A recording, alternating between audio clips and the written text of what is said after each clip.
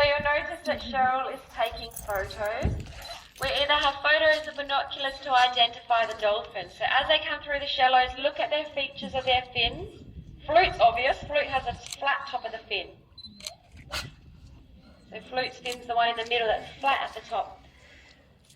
So all the dolphins have different features on their fins or scars on their back, like the one you can see on the left here.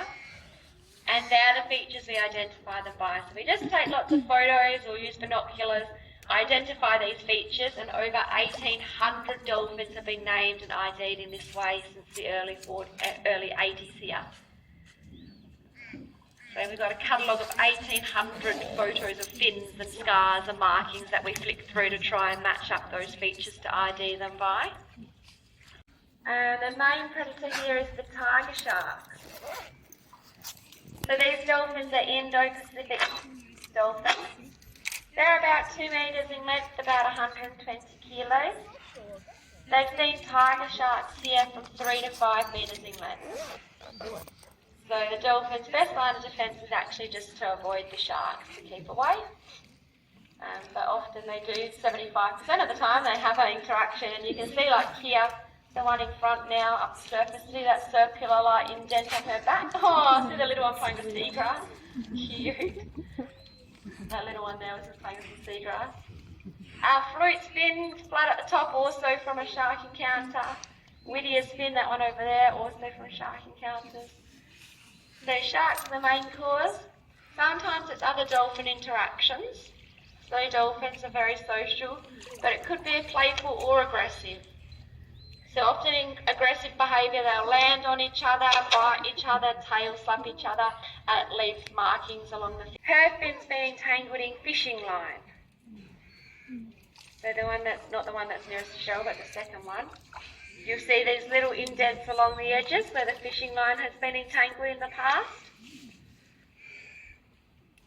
And so fishing line entanglement have left those jaggers along the edges. That's how we identify her. They got Kia, who's this one? Toot, Piccolo, Flute. Who else is here? Not sure who that one is, if Cheryl can get a photo of that one with the scars on its back. Whittier. I think Pan and Gingy were here as well. The dolphins of Shark Bay live in the next most complex social structure of all other animals known. That's pretty unique, pretty special. Researchers come from all over the world just to observe some of these social structures. It's called a fission-fusion society.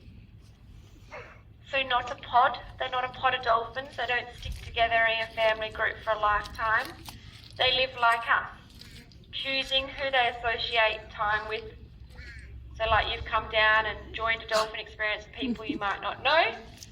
Then you're going to go have breakfast with your family, hang out with your friends, work with your colleagues, choosing to associate with different people. We got to see that. So this morning the big group of dolphins was here waiting in the shallows. They split, they left, went into different groups, and then during this experience they've come back together. So you've got to see that complex social structure just right out here in front of you. So complex that the researchers have wrote a whole book about it called The Dolphin Politics of Shark Bay. So that book's available for sale in the booking office and shop. And that gives you some of the history of Monkey Mire, some of the results from the research over the years, and lots of information about the dolphins that are here. We might be hearing some whistles as well.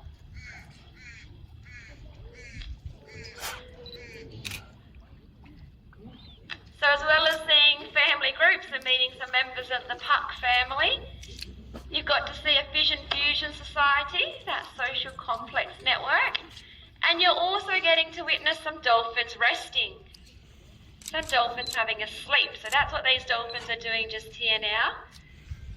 These ones in front of us are having a dolphin nap. So for the dolphins rest, they just shut down half their brain. Half their brain's resting at once. One eye's often closed, the other eye open, looking around their surroundings. And the other half of their brain reminding them when to take that next breath of air. Perfect, the volunteers are on their way down. Hello, hi guys. Good morning. You can see little Pan here. She's had 3 shark encounters. She's even lost half her tail. Can you guys see half her tail is gone? So little Pan just turned 4 in October and she's already had 3 encounters with a shark. She lost half her tail actually when she was only a couple of months old. So she survived very well. The volunteers are on their way down, so we can get everyone to take a big step back out of the water. Then the volunteers will come in and hopefully the dolphins will come a little bit shallower for the feed time. It's a bit of a low tide today, so a bit trickier.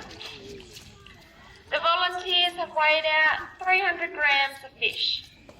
Does anyone know on average how many kilograms of fish piccolo or kia will need to eat today to survive? 15. 12. Yeah. Between 15 and 5, it's often around 8 to 10 kilograms of fish. So we're offering them just less than 10% of their daily requirements. So they're not dependent on that fish handout from us. So they continue foraging for the rest of the day, continue looking after their calves. Do you want to do the P, Cheryl? Piccolo is the one at the back. Here, who's got here? Here is here. And you're going to attempt with Paz. Yeah. Or Fluke, or whoever comes. Okay.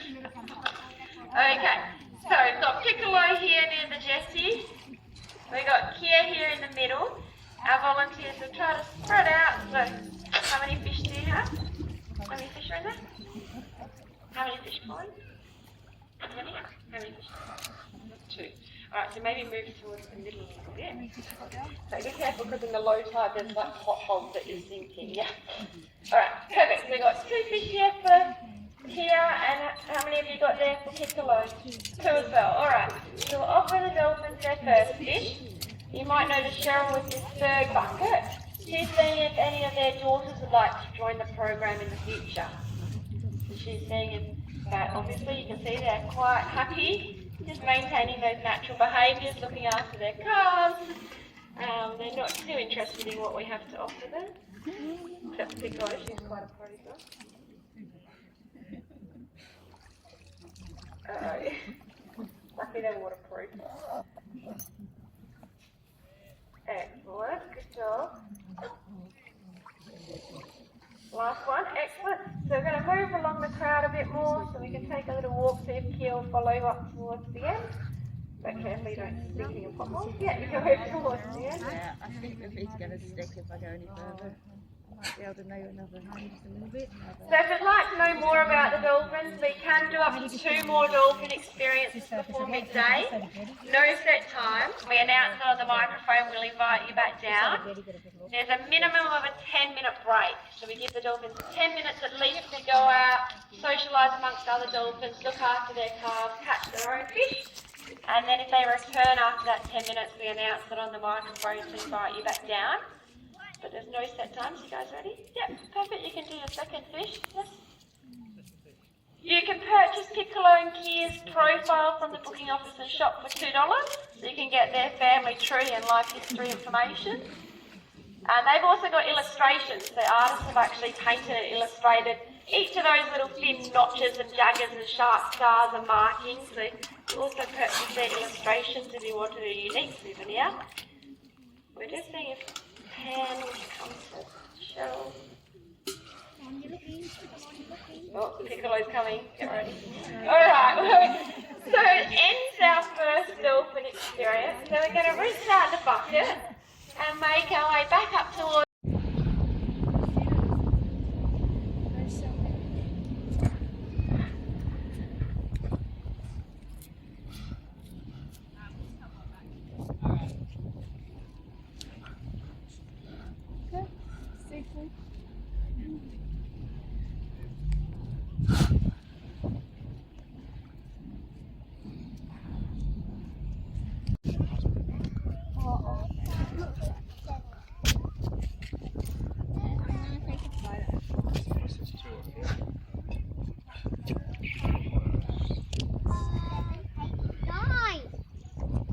rope first and go out in the middle. It's amazing that you kind of No, you realise what you could be in the water with. You'd never know what you were in the water with, would you? We went out this morning at half 6 out there, and the crump side of the kayaks and the little one laying between us. Oh, And just laying there, we're like, well, what's he doing?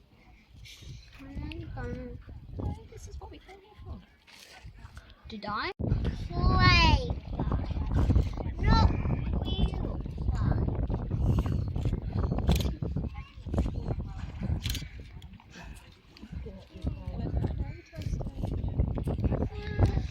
Watch pictures of your hands.